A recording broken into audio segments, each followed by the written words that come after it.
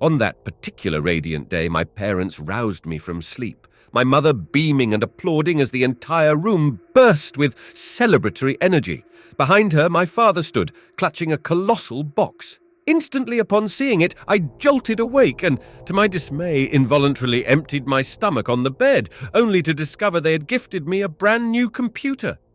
I was ecstatic beyond measure. There seemed to be no bounds to my joy. Soon after, calls poured in from grandparents and various relatives, all extending invitations to join the festivities. My parents had arranged a banquet hall at a nearby restaurant, complete with entertainers for the celebration. Naturally, my friends were indispensable to the occasion. I eagerly reached out to my classmates, ensuring they'd be there to share in the jubilation. That day, I felt like the happiest child in the luminescent universe of Podzavalovo. During a session with a psychologist, as I recounted the events of that day, she attentively listened before abruptly interjecting, "You must have spent the entire day engrossed with your new computer." The psychologist speculated that my father and I must have spent considerable time setting it up, probably leading to my deep dive into gaming once the first game was downloaded. The evening had already commenced, the sky taking on shades of dusk, and Mum had instructed us to arrive early at the restaurant to oversee the preparations. We reached the venue around 6 p.m., finding darkness enveloping the outside, while inside, a festive atmosphere prevailed. Balloons adorned the space, and a large table displayed an array of items. I was ravenous, yet Mum insisted on waiting until the guests arrived, which was estimated to be about an hour later, give or take. Soon, the godparents' guests, along with my grandfather from the village, began to trickle in. Mum's friends arrived, accompanied by their spouses, and naturally my peers came along with their parents. However, my closest friend at the time, Pashka, arrived solo.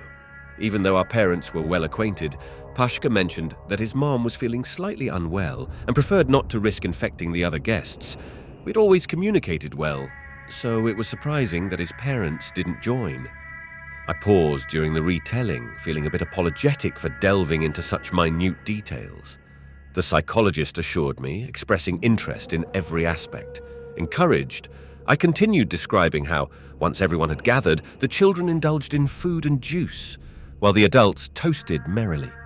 The restaurant suddenly erupted with lively music, and to our surprise, 4 scantily clad entertainers, animators, burst into the scene. Absolutely indeed, those were the guests that day. As soon as they arrived, the room erupted with clapping, whistling, and lively cheers. It was an amusing sight to see, and they immediately grabbed attention. Eventually, some seats at the table were vacated, and nearby there stood a DJ console and speakers. The area was just perfect for us to have our little dance and fun. I recall thinking the animators were a bit peculiar. Reflecting on it now, I realized what seemed odd was their attire, or rather, lack thereof. They were amusingly dressed, sporting masks that seemed silly but entertaining. I had never encountered anything quite like them before, characters straight out of cartoons. The psychologist prodded for more details, asking if I'd ever seen similar characters elsewhere. I couldn't recall encountering anything of the sort. They were certainly a unique sight for me. Despite their unusual appearance, the animators orchestrated engaging competitions and showcased tricks while dancing, adding to our entertainment. As the evening progressed, they seemed to have indulged a bit too much, a fact I, as a child, hadn't really noticed back then. I never anticipated that something could go amiss, especially as children at that age don't dwell much on such thoughts. After about an hour of their lively antics, they excused themselves to a backstage area, and that's when I caught a glimpse of their props. Items like soap bubbles, a deck of cards, and various other seemingly random objects. Occasionally, they would return from there, showcasing new tricks, even tossing candies into the mouths of the adults. They seemed carefree, laughing and enjoying themselves, and nobody would have suspected any mischief from these cheerful entertainers who had been delighting us kids for hours.